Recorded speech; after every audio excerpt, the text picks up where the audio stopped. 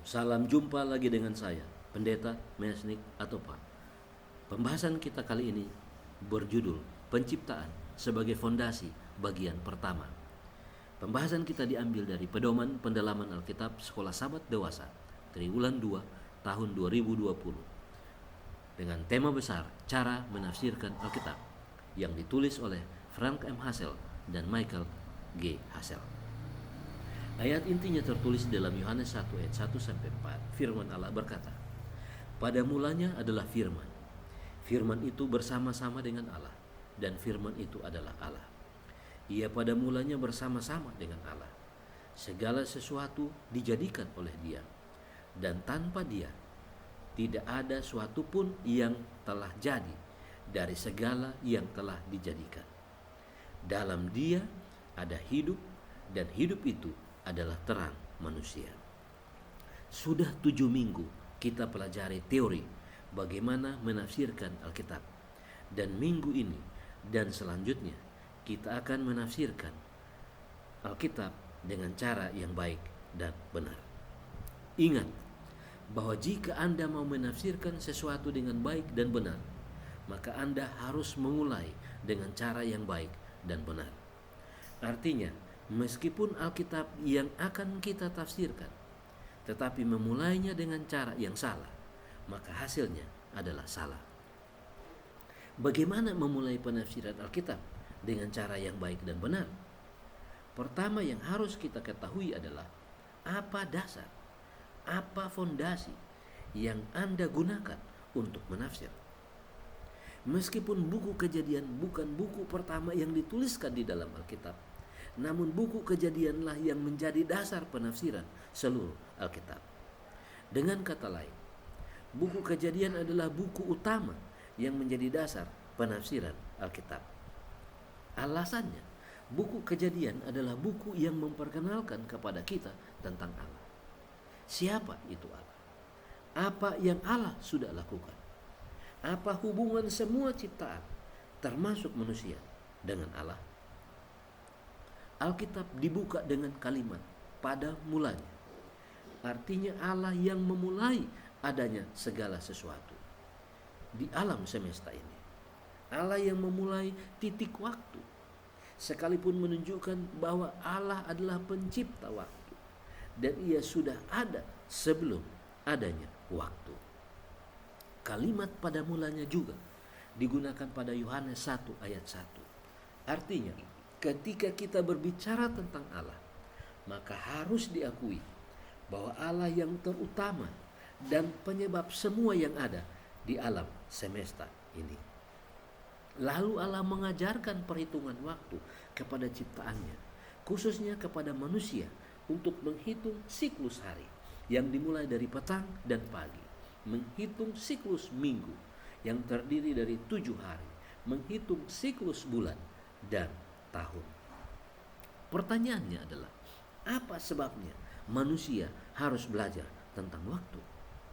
Karena ada 2 lembaga yang didirikan Allah di bumi ini, dan 2 lembaga ini sangat bertalian dengan waktu. 2 lembaga itu adalah keluarga dan hari Sabat. Ketika Allah mengumumkan dan menuliskan 10 firman di atas 2 loh batu, maka Ia menempatkan 2 lembaga ini berdekatan satu dengan yang lain. Hukum keempat yang berbicara tentang hari Sabat sangat berdekatan dengan hukum kelima yang berbicara tentang keluarga.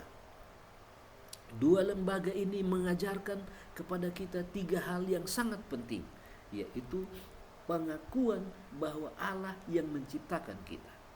2, memelihara hubungan yang konstan dengan Allah. Dan yang ketiga, dipersatukan kembali dengan Allah. Mari kita mendalami bagian yang pertama, yaitu pengakuan bahwa Allah yang menciptakan kita. Allah mendirikan lembaga hari Sabat sebagai alat untuk mengukur pengakuan kita kepadanya. Atau Allah mendirikan monumen hari Sabat sebagai tanda bahwa kita adalah pengikut Tuhan. Di dalam Wahyu 14 ayat 7, Firman Allah berkata, dan ia berseru dengan suara nyaring, takutlah akan Allah dan muliakanlah Dia, karena telah tiba saat penghakimannya, dan sembahlah Dia yang telah menjadikan langit dan bumi dan laut dan semua mata air. Ada 4 hal penting dari buku Wahyu ini. Yang pertama adalah takut akan Allah. Kedua, muliakanlah Dia karena telah tiba saat penghakimannya. Dan yang keempat adalah sembahlah Dia yang telah menjadikan langit dan bumi dan laut dan semua mata air. Bisa saja ada orang mengatakan bahwa Yohaneslah nabi yang terakhir. Kenapa dia tidak protes kalau ada perpindahan hari dari hari Sabat kepada hari pertama? Sebenarnya ayat inilah yang menyatakan bahwa Yohanes protes. Tetapi dia menyatakannya dengan panggilan. Dia mengajak kita supaya kita takut kepada Allah yang menciptakan langit dan bumi. Kita harus muliakan Allah yang menciptakan langit dan bumi. Dan kita harus menyembah Allah yang menciptakan langit dan bumi, sebab sudah tiba hari penghakimannya. Yohanes yang kekasih adalah murid Yesus yang hidup lebih lama dari semua murid Yesus yang lain. Yohanes tetap konsisten memanggil umat untuk menyembah, untuk sembahlah Dia yang telah menjadikan langit dan bumi dan laut dan semua mata air. Kalau kita kembali kepada fondasi penafsiran, maka kita harus datang kepada Kejadian 2 ayat 2 yang berbunyi, ketika Allah pada hari ke-7 telah menyelesaikan pekerjaan yang dibuatnya itu, berhentilah Ia pada hari ke-7 dari segala pekerjaan yang telah dibuatnya itu. Ayat 3, lalu Allah memberkati hari ke-7 itu dan menguduskannya, karena pada hari itulah Ia berhenti dari segala pekerjaan penciptaan yang telah dibuatnya itu. Jika kita membaca Alkitab dengan cerdas, maka kita tidak akan menemukan ayat yang bunyinya seperti ini untuk hari lain selain daripada hari ke-7. Hari ke-7 yang kemudian nanti kita sebut dengan kata hari Sabat adalah hari yang sama. Hari Sabat dan hari ke-7 adalah hari yang sama. Dan Yohanes memanggil kita untuk kembali kepada Allah yang menciptakan langit dan bumi, yang menciptakan hari Sabat. Ayat di atas menyatakan bahwa Yohanes, murid yang terakhir, tetap memanggil umat manusia untuk tetap menyembah Allah pada hari Sabat. Bertolak belakang dengan pendapat-pendapat orang zaman sekarang yang menyatakan bahwa hari Sabat itu adalah milik bangsa Yahudi. Jika kita berdasarkan penciptaan, maka hari Sabat adalah untuk seluruh umat manusia. Kenapa? Karena pada waktu penciptaan belum ada orang Yahudi, belum ada orang yang lain, belum ada orang Indonesia, belum ada orang Eropa, belum ada orang Australia. Semua hanya namanya manusia. Ingat, kita punya pelajaran minggu lalu bahwa Allah menciptakan Adam. Adam itu bahasa Ibrani, terjemahannya adalah manusia.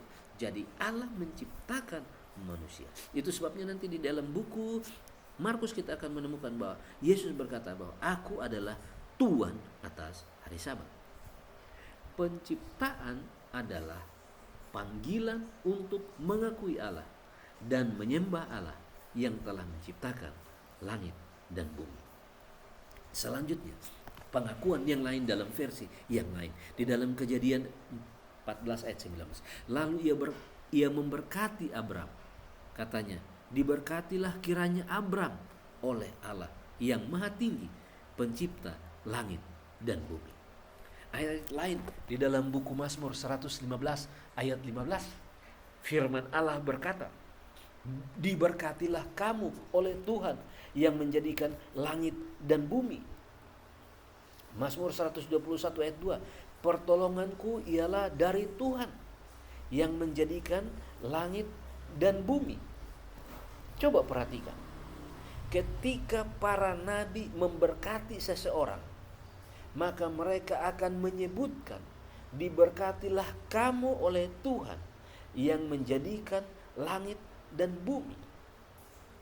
Ketika kita kembali kepada buku Kejadian pasal 2 ayat 2 dan 3, maka kita akan menemukan kata memberkati. Memberkati hari ketujuh. Ketika kita menyembah pada hari yang ketujuh, ketika kita menyembah pada hari yang disebut dengan Sabat, maka di saat itulah kita mendapat berkat dan kita akan disebut orang yang diberkati. Inilah pernyataan dan pengakuan manusia bahwa Allah adalah pencipta dan pemilik alam semesta ini.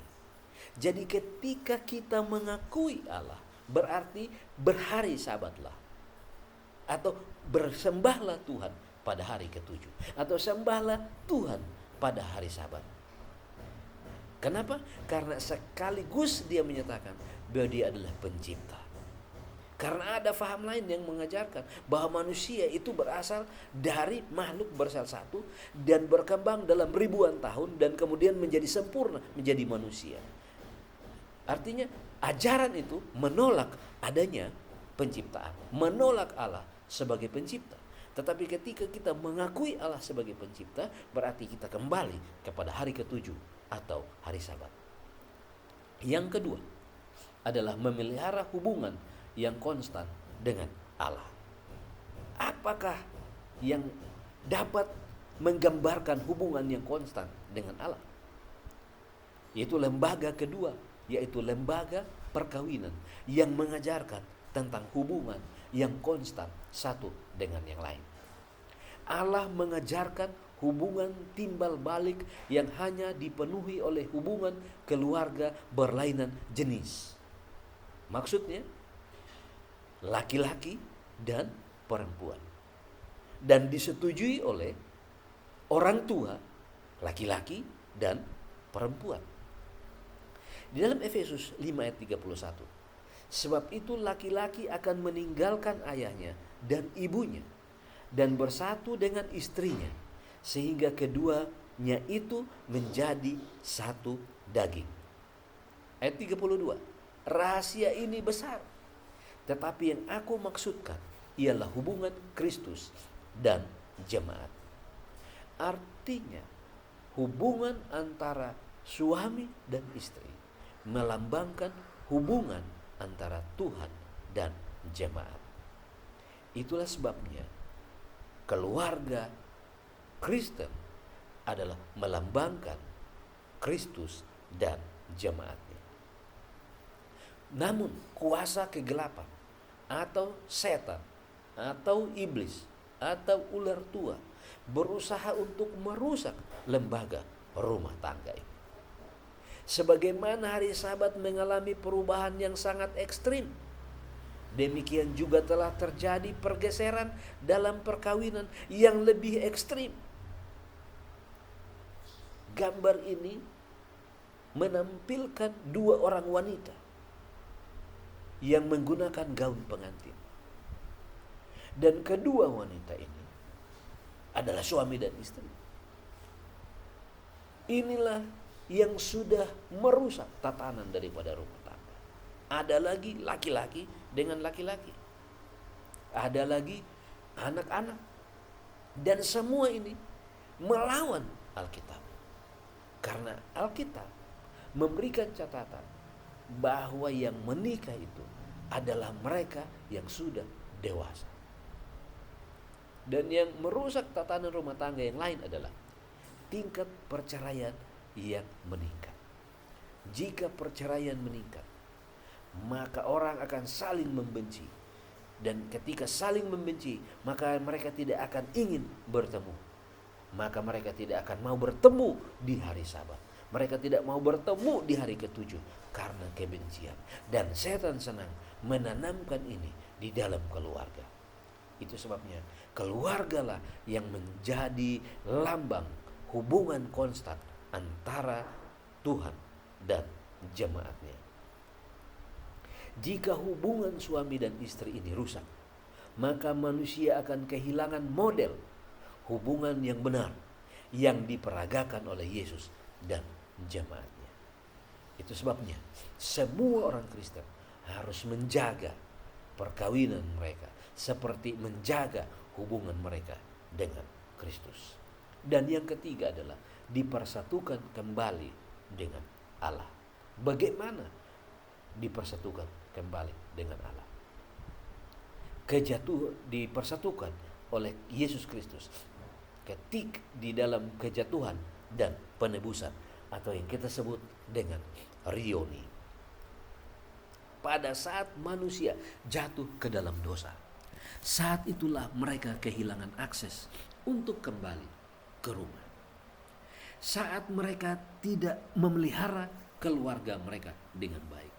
Pada saat mereka melanggar hari yang ketujuh, melanggar hari Sabat, maka mereka disebut dengan jatuh ke dalam dosa.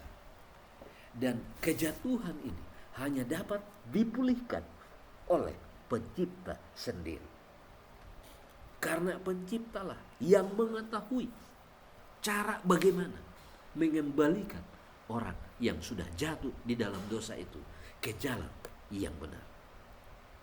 Di dalam Kejadian 3 ayat 24, Ia menghalau manusia itu, dan di sebelah timur Taman Eden ditempatkannya lah beberapa kerup dengan pedang yang bernyala-nyala dan menyambar-nyambar untuk menjaga jalan ke pohon kehidupan, supaya manusia tidak kembali memakan pohon kehidupan itu dan hidup selama-lamanya di dalam dosa. Mereka dikeluarkan, mereka dipisahkan untuk menyatukan mereka kembali, untuk mengembalikan mereka kembali ke Taman Eden itu. Maka Yesus harus memberikan dirinya untuk mati di kayu salib, menggantikan mereka yang harusnya mati pada waktu memakan buah pohon pengetahuan baik dan jahat tersebut, untuk menyatukan umatnya kembali dengan dirinya, untuk menyatukan kembali umatnya dengan Allah. Maka Yesus harus menempuh jalan salib yang dinubuatkan di dalam Kejadian pasal 3 ayat 15. Kembali lagi buku Kejadian menjadi dasar penafsiran untuk kematian Yesus dan untuk mempersatukan kita kembali. Alkitab memberikan informasi kepada kita bahwa ayat-ayat dalam kitab suci berkaitan satu dengan yang lain, secara khusus tentang penciptaan, kejatuhan, dan penebusan. Adam yang pertama telah menyebabkan kutuk dan kematian, maka Adam yang kedua datang untuk melepaskan kita dari kutuk dan kematian itu.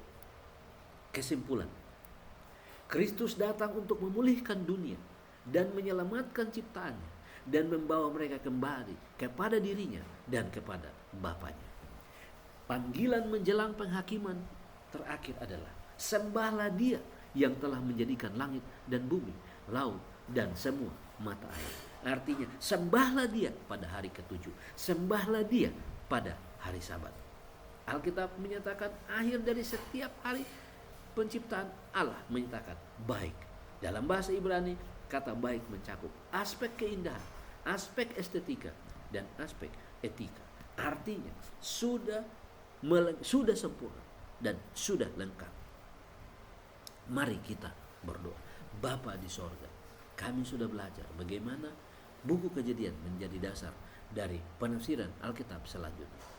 Tolonglah kami supaya kami menghidupkannya di dalam kehidupan kami sehari-hari, dan pada akhirnya kami boleh mengambil kesimpulan yang benar untuk mengikuti Tuhan dan menjaga rumah tangga kami dan kembali disatukan dengan Yesus.